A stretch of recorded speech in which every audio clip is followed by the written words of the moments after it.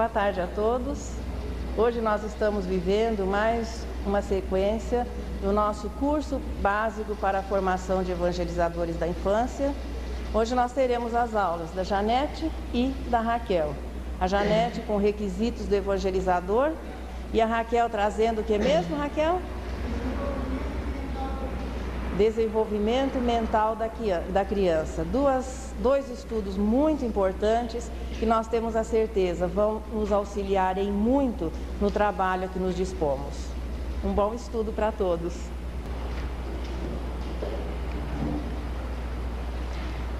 Que Jesus nos ilumine a todos e que haja assim muita sintonia durante todo o tempo que nós estivermos juntos. Nós vamos dar continuidade ao curso básico e hoje, como a Maria José já anunciou, é o nosso 4º mês de curso. Nós vamos tratar de requisitos do evangelizador.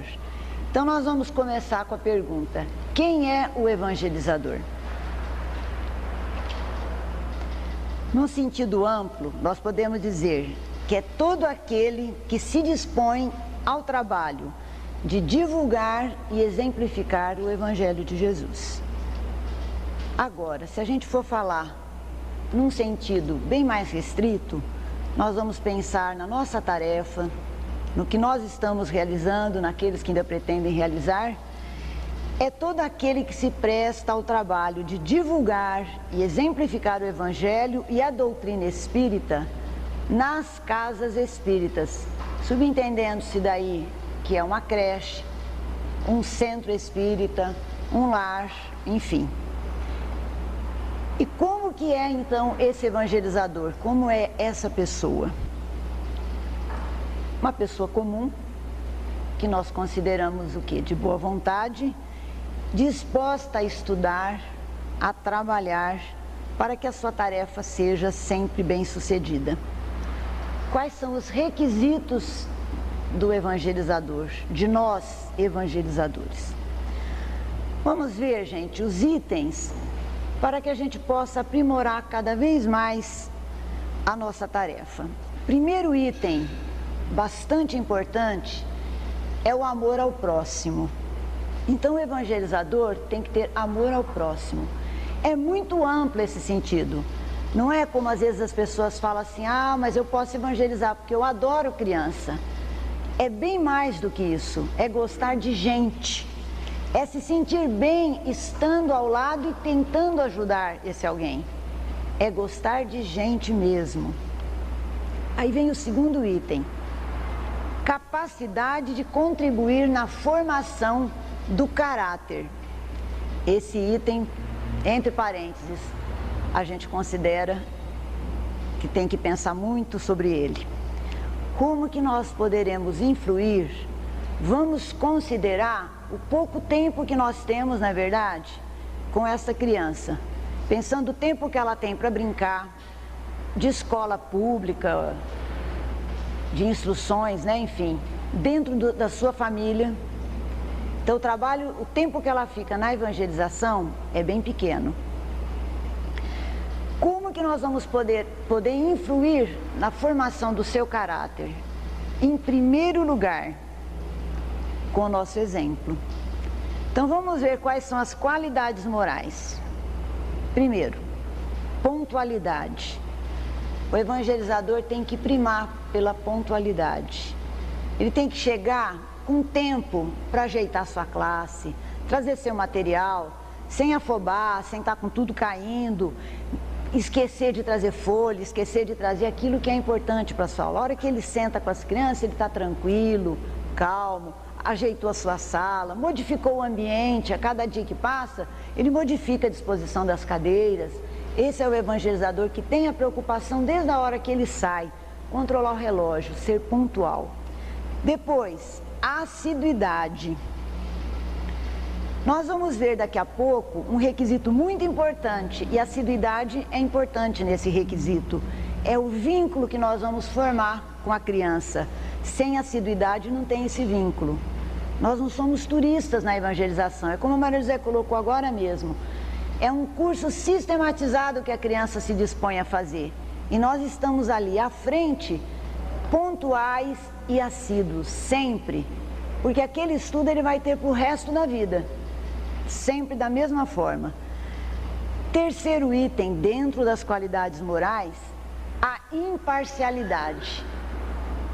Às vezes a gente diz assim, mas é lógico que eu sou imparcial, imagina, todos são iguais.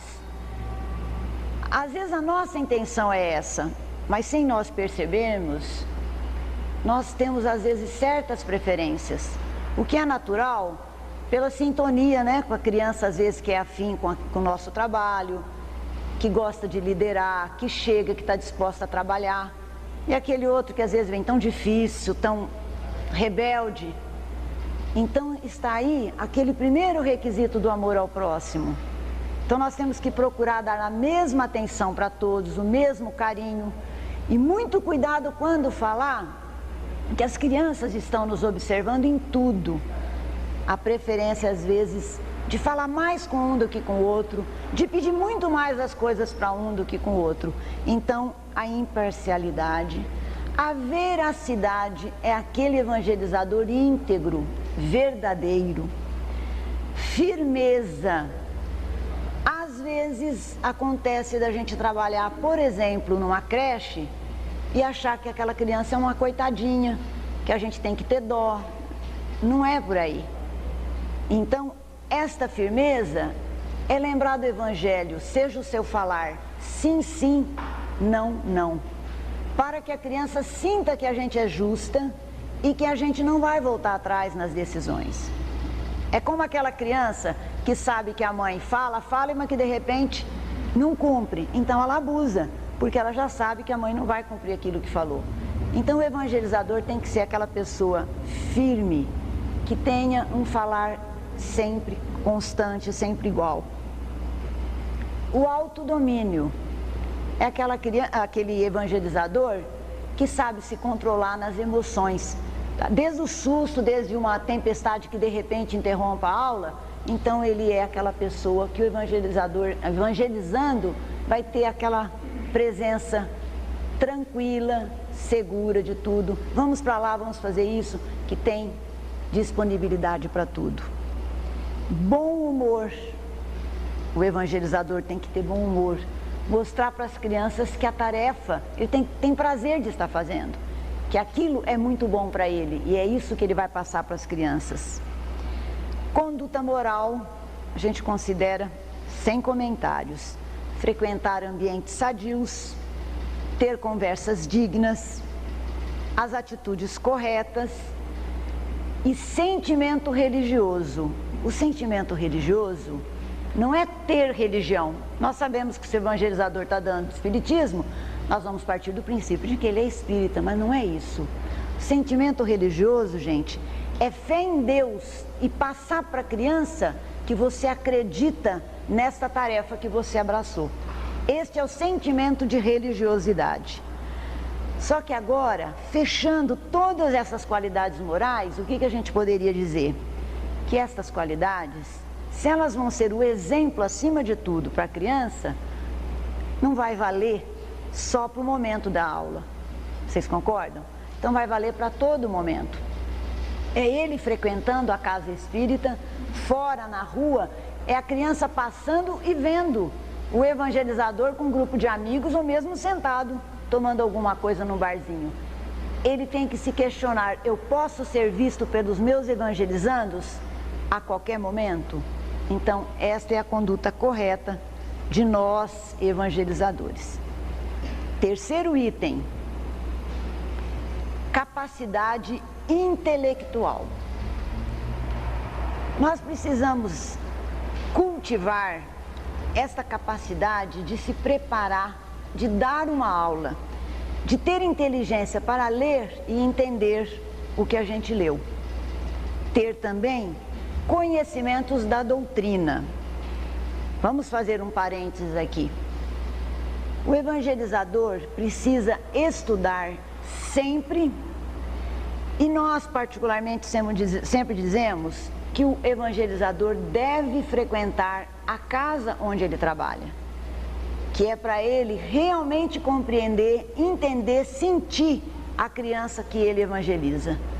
Então ele precisa frequentar pelo menos uma vez por semana para conhecer os pais que frequentam aquela casa, para ele ter convivência com o diretor, o presidente do centro. Ele não pode ficar na casa dele, preparar a aula e estar alheio à realidade. Vamos dizer assim, ele tem que vestir a camisa daquela casa espírita que ele evangeliza. Continuando dentro da capacidade intelectual, nós precisamos ter, e a gente sabe que isso não se adquire com um dia, com um mês, nem com um ano. É a nossa vida inteira de espíritos eternos que somos. A cultura geral. Nós temos que ter cultura, saber o que está acontecendo no mundo. Para acompanhar uma pergunta de uma criança, nós temos que nos atualizar. Como? Lendo bons livros, além do conhecimento de doutrina que nós já dissemos, tem que conhecer ciências. A gente vai dar lei de reprodução, a gente tem que conhecer ciências o máximo que a gente puder. Existem hoje revistas maravilhosas que nos mostram sobre ecologia. Tudo isso está inserido no nosso conteúdo doutrinário. O amor à natureza. Mesmo televisão, que a gente às vezes condena tanto, havendo a seleção do horário, existem programas maravilhosos que mostram o fundo do mar, que mostram o Pantanal. Então tudo isso é enriquecedor para nós e que nós vamos passar para a criança, mostrarmos que nós estamos atualizados, que nós estamos lendo, que nós estamos sentindo o mundo do século XX. A capacidade agora de compreensão do evangelizador. Vamos recapitular. Nós vimos o amor ao próximo, a capacidade de contribuir na formação do caráter, a capacidade intelectual e agora vamos ver o que vem a ser a capacidade de compreensão. Nós consideramos esse item, gente, grifadinho, muito importante. Aos poucos, bem grifado, à medida do possível, vamos procurar ter conhecimentos de psicologia, de pedagogia, para nós compreendermos melhor os evangelizandos. É preciso observar, olho no olho, atentamente, as reações, as preferências das crianças, o relacionamento delas. É preciso quebrar a rotina das nossas aulas. Quantas vezes as nossas aulas são frustrantes? Porque o momento às vezes não foi adequado para a criança chegou cansada. Nós preparamos uma aula além da capacidade da classe, ou o contrário, aquém. Então, de repente, nós sentimos que a aula não está sendo aquilo que a gente esperava. Nós temos que ter presença na hora para modificar alguma coisa.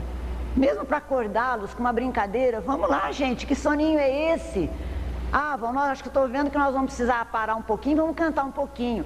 Então, é aquele bom humor e mostrar para a criança que aquilo está vivo dentro da gente e que a gente não está fazendo nada rotineiramente. Nós queremos que haja aproveitamento. E isso nós vamos passar pelo nosso olhar, pela nossa fisionomia. Nós precisamos, gente, aprender a reconhecer que nós falhamos e que nós estamos sempre aprendendo. Que cada aula é uma aula, em primeiro lugar, para nós mesmos. E aceitar que as crianças são diferentes. Seria muito bom que a gente chegasse numa sala, que todo mundo estivesse assim, como vocês agora. Independente de alguém estar com sono, cansado, mas todo mundo é tão educado, olhando para mim tão bonitinho. Mas a criança, de repente, ela reage agredindo um amigo, mexendo na cadeira, tentando nos irritar. Então é isso que a gente tem que aceitar. Com aquele requisito lá, capacidade de compreensão, nós vamos olhar para cada um e sentir as necessidades deles. E aprender a mudar a nossa aula à medida que esta necessidade surge. Porque, de repente, não é o conhecimento naquele momento que está sendo importante para ele. Às vezes, parar tudo e conversar outra coisa. Atender a criança naquele momento. E esse requisito que eu estou dizendo para vocês, aceitar que as crianças são diferentes, parece que não, mas é muito importante para a gente meditar bastante nisso daqui. A criança vem de casa, ela vem com a vontade de liderar, com vontade às vezes de aparecer, mas não são todas. A outra vem reprimida, vem tímida, com medo de abrir a boca, de dar uma opinião. Então nós temos que, com o passar do tempo, olhar para cada uma e sentir a necessidade da nossa classe. Bom, agora nós vamos chegando nas qualidades mais fáceis. As qualidades físicas, né? Essa é mais fácil da gente contornar. A idade,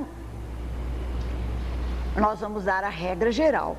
Vamos considerar que de 18 anos acima, seja qual for a idade, é a idade ideal para se evangelizar, porque os requisitos vocês já viram, ninguém falou em idade até agora. Mas nós vamos assinalar o seguinte: esta é a regra geral. Se nós tivermos que considerar que uma casa espírita, por algum motivo, não tendo outra pessoa, admite um adolescente, 15, 16 anos, aí já é uma exceção. Então, o que nós vamos deixar bem claro? Então, é recomendável que, mais do que nunca, este evangelizador, que a gente chama de adolescente, frequente assiduamente uma mocidade espírita, que esteja estudando sempre, que faça cursos, que pegue todos os recursos que ele puder à mão para ele trabalhar e atender. Porque nós vamos partir do princípio que, em primeiro lugar, a idade dele já equipara com a das crianças com quem ele vai lidar. Será que ele já teve tempo de estudar a doutrina para passar noções corretas?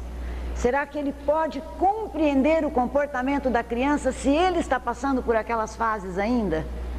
De ser compreendido, de se autoafirmar? Então, se por motivos, dentro da exceção, uma casa espírita coloca um adolescente, por outro lado, esse adolescente tem que estar se preparando sempre, estudando muito, para ser um evangelizador com responsabilidade. A voz é um excelente recurso didático, principalmente quando a gente conta uma história. Quanto que é importante a voz, que dá a motivação, que dá ênfase à história. Então, é uma qualidade física. Então, nós falamos da idade, da voz, dos gestos. Nós temos os gestos, a expressão fisionômica e o nosso olhar. O que nós vamos transmitir? Entusiasmo, satisfação e a convicção que nós temos pelo trabalho que nós abraçamos. É através do nosso olhar, é através da nossa voz. Por último, sem muitos comentários, seria uma apresentação pessoal. É a pessoa, o evangelizador, chegar com um vestuário assim, que a gente considera discreto, porque se a gente aparece com alguma coisa, às vezes, que chama muita atenção, nós vamos dispersar a atenção da criança para os nossos brincos, para as pulseiras, para uma sandália muito extravagante, né? E a criança vai ficar olhando e ela vai esquecer de prestar atenção na aula. Então, com este último item, nós encerramos os requisitos do evangelizador. Então, nós vamos encerrar, gente, dizendo o seguinte: nós só vamos vencer na tarefa se nós tivermos boa vontade, perseverança para melhorar constantemente e, como nós já dissemos no início, exemplificar sempre. O evangelizador não nasce pronto, mas ele com certeza se faz no trabalho. Obrigada pela atenção de todos.